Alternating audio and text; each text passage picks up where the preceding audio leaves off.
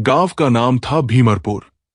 खेतों, पगडंडियों और पुराने पीपल के पेड़ों से घिरा ये गांव बाहर से जितना शांत दिखता था, अंदर उतनी ही उलझी हुई कहानियों से भरा हुआ था। सुबह का समय था। सूरज की पहली किरणें गेहूं की सुनहरी बालियों पर पड़ रही थी। हवा चलती तो खेत लहराते और ऐसा लगता जैसे धरती पर सोने की चादर बिछी हो। इसी खेत में काम कर रही थी सरिता। सरिता की उम्र करीब 22 साल थी। दुबली तली, सांवली लेकिन बेहद तेज नजर वाली लड़की। उसके चेहरे पर मेहनत की चमक थी और आंखों में आत्मसम्मान की आग। उसके हाथ में दरांती थी और वो तेजी से गेहूं काट रही थी।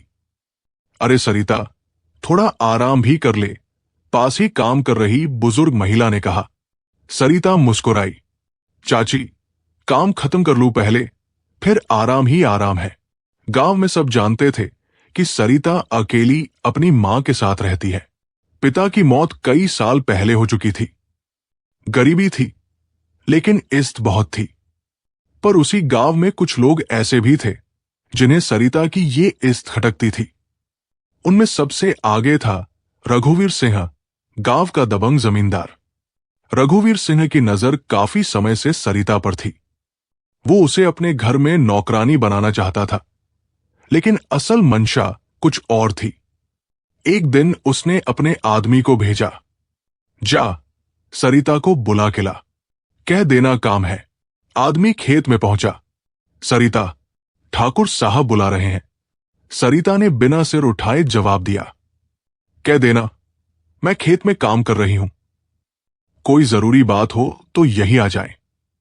आदमी भड़क गया, अरे तू जानती नहीं है किसे मना कर रही है? सरिता ने इस बार उसकी आंखों में देखा। जानती हूं, इसलिए मना कर रही हूं। आदमी वापस गया और रघुवीर को सब बता दिया। रघुवीर का चेहरा गुस्से से लाल हो गया। ठीक है, अब इसे सबक सिखाना पड़ेगा। उस रात गांव में हलचल मच गई। रघुवीर के घर से खबर आई, घर में चोरी हो गई है, सोने के गहने गायब है। पूरा गांव जमा हो गया।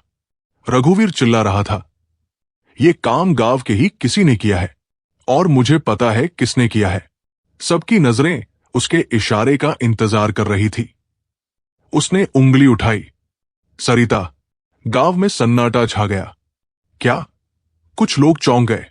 हां, वही, गरीब है, लालच आ गया होगा। सरिता को जब बुलाया गया, वो घबराई नहीं। मैंने कुछ नहीं किया, उसने साफ कहा। रघुवीर हंसा, तो फिर तलाशी ले लेते हैं, अगर कुछ नहीं मिलेगा तो छोड़ देंगे। गांव वालों के सामने सरिता के घर की तलाशी ली गई और अलमारी से वही गहने मिल गए। सरिता की मां वही बेहोश हो गई। सरिता स्तब्ध खड़ी रह गई। ये कैसे? रघुवीर ने जोर से कहा। देख लिया सबने, अब भी कहेगी बेगुनाह है? भीड़ बंट गई। कुछ लोग शक में थे, कुछ तुरंत फैसला सुना चुके थे। थोड़ी देर में पुलिस आ गई। इंस्पेक्टर ने सख्त आवाज में पूछा, नाम? सरिता, तुम्हारे घर से चोरी का सामान मिला है, क्या कहना है? सरिता ने कांपती आवाज में कहा, मैंने चोरी नहीं की, किसी ने फंसाया है। इंस्पेक्टर ने हंसते हुए कहा, सब यही कहते हैं। उसके हाथों में हथकड़ी डाल दी गई। गांव की वही पगडंडी जहां वो रोज काम करने जाती थी, आज उसके लिए अपमान का रास्ता बन गई। ये मामला साधारण नहीं था। रघुवीर सिंह का रसूख इतना बड़ा था कि मामला सीधे जिले के एसपी अजय प्रताप सिंह तक पहुंच गया। अजय प्रताप सिंह ईमानदार अफसर थे। उनकी एक खास बात थी, वो बिना जांच के किसी को दोषी नहीं मानते थे। उन्होंने फाइल उठाई। सरिता, उम्र 22, पहली बार अपराध। उन्होंने माथा सिकोड़ लिया। कुछ गड़बड़ है। सरिता को थाने लाया गया। एसपी खुद पूछताछ के लिए आए। तुमने चोरी की है? उन्होंने शांत आवाज में पूछा। सरिता ने सीधा जवाब दिया, नहीं। तो फिर गहने तुम्हारे घर में कैसे मिले? मुझे नहीं पता, पर किसी ने जानबूझ कर रखा है। एसपी ने उसकी आंखों में देखा। वो डर जरूर रही थी, लेकिन झूठ नहीं बोल रही थी। तुम्हारा किसी से झगड़ा है? सरिता ने थोड़ा सोचा, फिर कहा, रघुवीर सिंह। कमरे में हलचल सी हुई। एसपी ने कुर्सी पर पीछे झुकते हुए कहा, क्यों? सरिता ने पूरी बात बता दी। बुलावा, इंकार, धमकी। एसपी की आंखें गंभीर हो गई। अगले दिन एसपी खुद गांव पहुंचे। गांव में खलबली मच गई। एसपी साहब खुद आए हैं। रघुवीर ने उनका स्वागत किया। आइए साहब, हम तो चाहते हैं न्याय हो। एसपी मुस्कुराए, हां, न्याय ही होगा पूरा। उन्होंने खेत देखा, घर देखा, लोगों से बात की। फिर एक बुजुर्ग ने धीरे से कहा, साहब, बात कुछ और लगती है। क्या? सरिता ऐसी नहीं है। तो फिर? बुजुर्ग डर गया। हम कुछ नहीं जानते। एसपी समझ गए, डर बहुत गहरा है। जांच के दौरान एसपी की नजर एक चीज पर पड़ी, रघुवीर के घर के बाहर लगे कैमरे पर। यह कैमरा काम करता है? रघुवीर थोड़ा घबराया। नहीं साहब, खराब है, चेक कर लेते हैं। टेक्नीशियन बुलाया गया और जो सामने आया उसने सबको हिला दिया। कैमरा बंद नहीं था, उसमें रात का फुटेज रिकॉर्ड था। वीडियो में साफ दिखा, रघुवीर का आदमी आधी रात को सरिता के घर के पास जाता है कुछ लेकर। एसपी की आंखें सख्त हो गई। अब मामला पलट चुका था, लेकिन एसपी ने तुरंत कोई कार्रवाई नहीं की। उन्होंने सोचा, पूरा सच सामने लाना होगा। सिर्फ एक सबूत काफी नहीं है। उन्होंने अपने आदमी को गुप्त जांच के लिए छोड़ दिया और खुद थाने लौट गए। थाने में सरिता बैठी थी, थकी हुई, टूटी हुई, लेकिन हार नहीं मानी थी। उसने आसमान की तरफ देखा और धीरे से कहा, अगर सच है तो सामने जरूर आएगा। उसे नहीं पता था, सच अब बहुत करीब था। भीमरपुर गांव में सब कुछ ऊपर से सामान्य दिख रहा था, लेकिन अंदर ही अंदर तूफान उठ चुका था। एसपी अजय प्रताप सिंह अब पूरी तरह आश्वस्त थे कि मामला साधारण चोरी का नहीं है। ये एक सोची समझी साजिश है। लेकिन सवाल था, क्यों? एसपी ने अपने सबसे भरोसेमंद कांस्टेबल विक्रम को बुलाया। विक्रम, ये मामला जितना दिख रहा है उससे कहीं ज्यादा बड़ा है। जी सर, तुम्हें बिना किसी को बताए गांव में रहकर जांच करनी होगी। खासकर रघुवीर सिन्हा पर नजर रखो। विक्रम ने सिर हिलाया। समझ गया सर।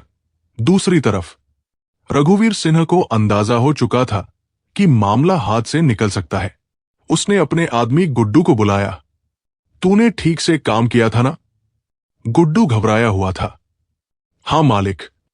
गहने उसके घर में रख दिए थे। कोई देखा तो नहीं? नहीं, लेकिन उसके चेहरे की घबराहट सब बता रही थी। रघुवीर ने गुस्से में कहा, अगर कुछ गड़बड़ हुई ना तो तुझे मैं ही खत्म कर दूंगा। विक्रम ने गांव में एक मजदूर बनकर रहना शुरू किया। वो दिन में खेतों में काम करता और रात में लोगों की बातें सुनता।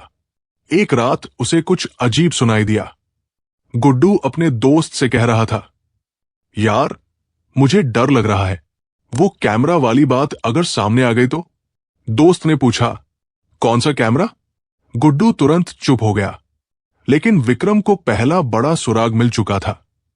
उधर थाने में सरिता की हालत खराब होती जा रही थी। गांव के लोग अब भी उसे शक की नजर से देख रहे थे। एक महिला कांस्टेबल ने धीरे से पूछा, तू सच में बेगुनाह है? सरिता की आंखों में आंसू आ गए।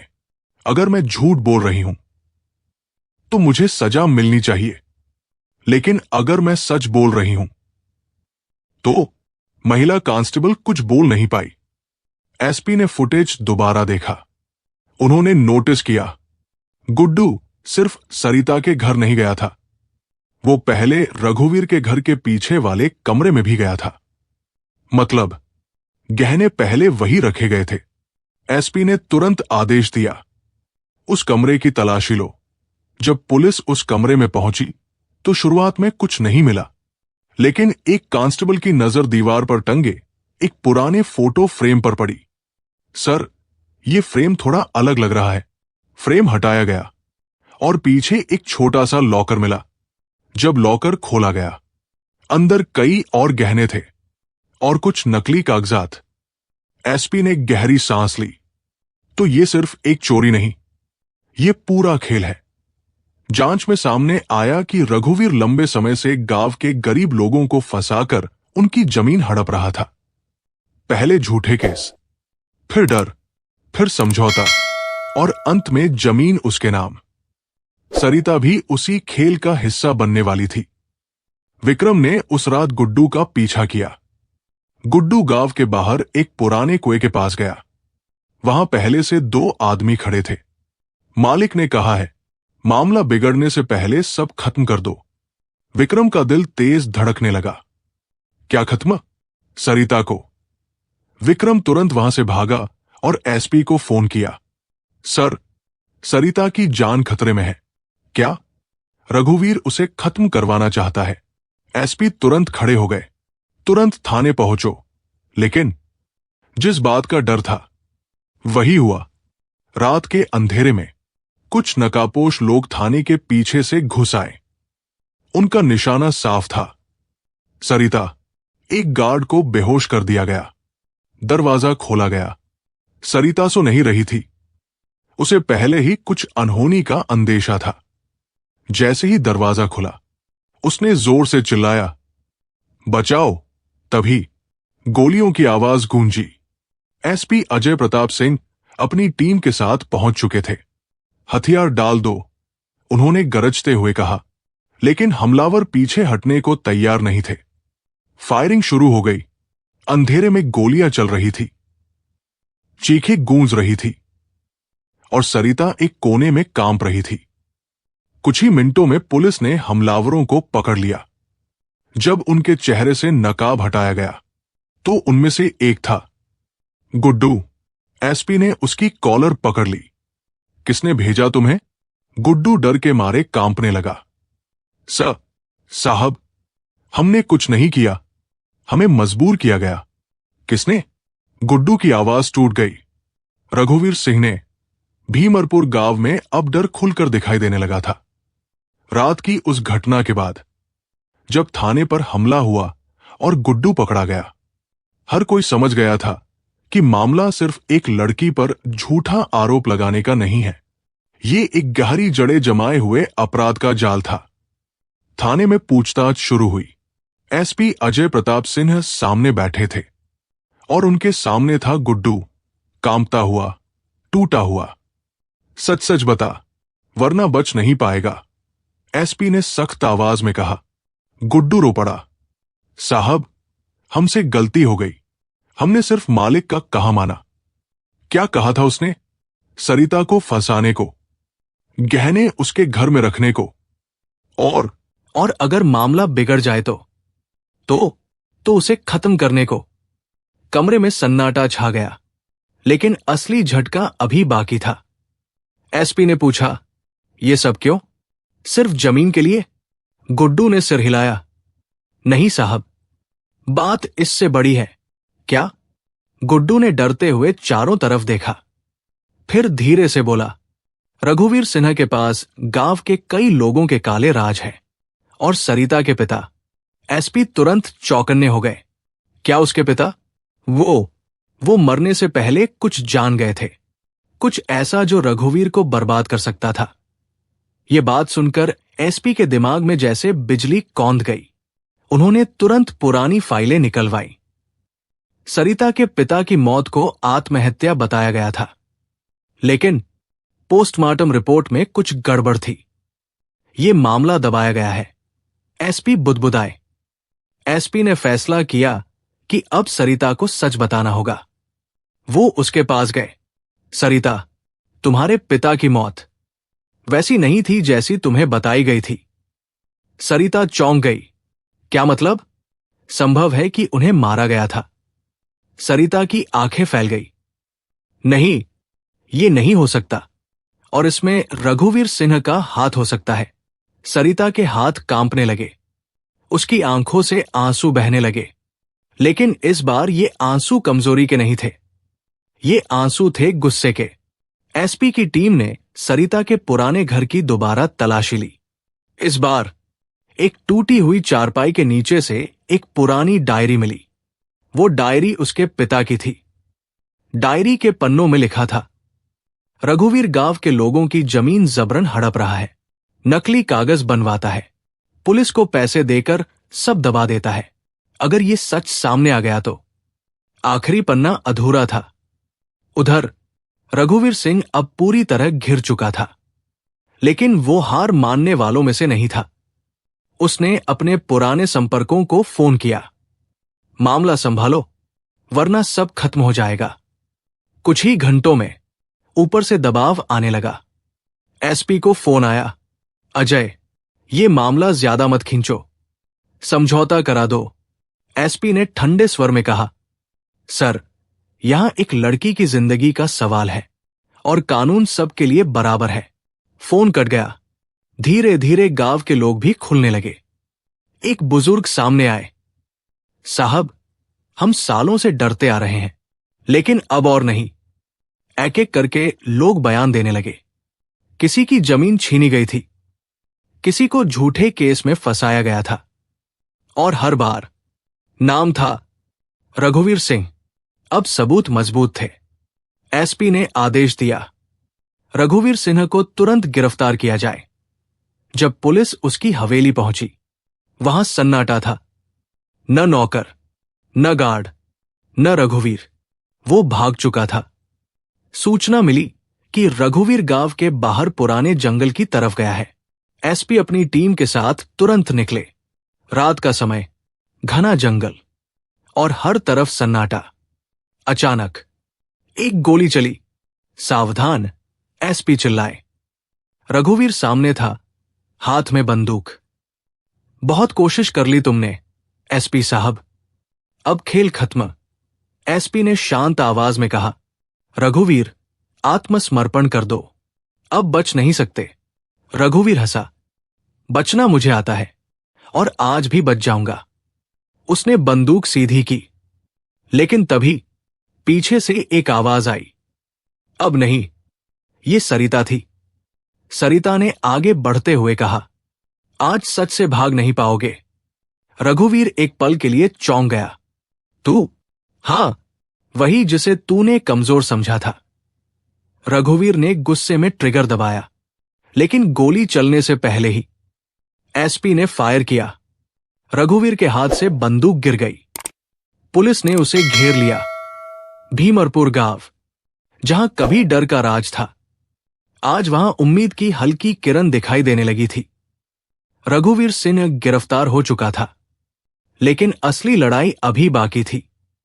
अदालत में, जिला अदालत में भारी भीड़ थी। हर कोई इस केस के बारे में जानना चाहता था।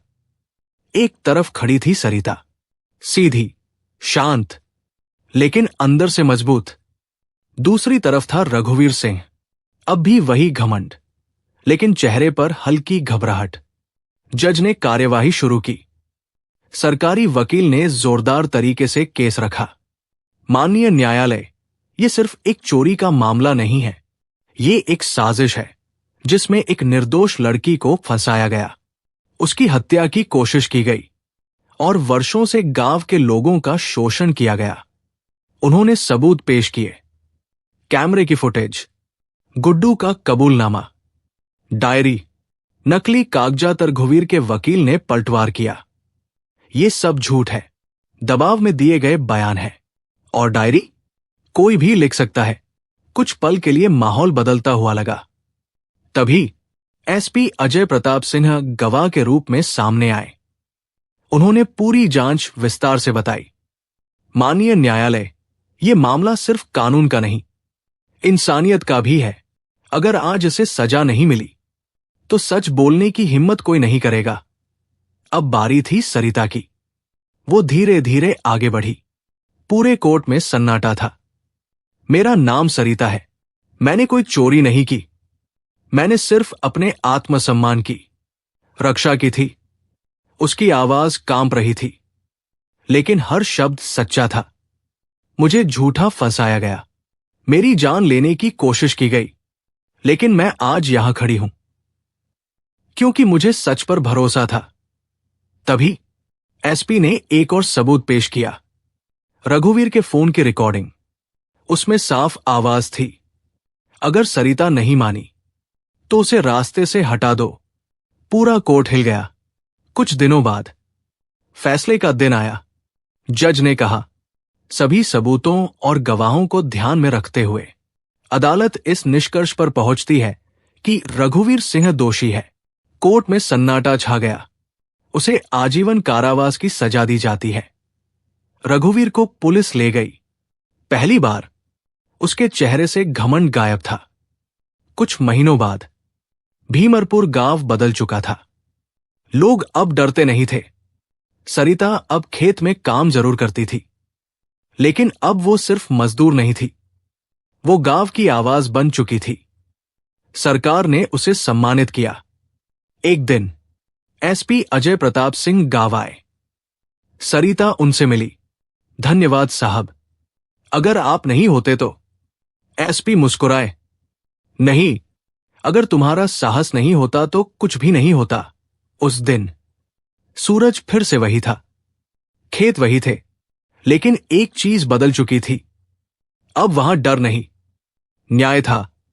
सरिता ने आसमान की तरफ देखा और धीरे से कहा, बाबा, आज सच जीत गया। वीडियो अच्छा लगा हो तो लाइक और सब्सक्राइब कीजिए और छोटा सा बेल आइकन दबा दीजिए, क्योंकि अगले वीडियो हम डालें तो आपके पास नोटिफिकेशन गिरे।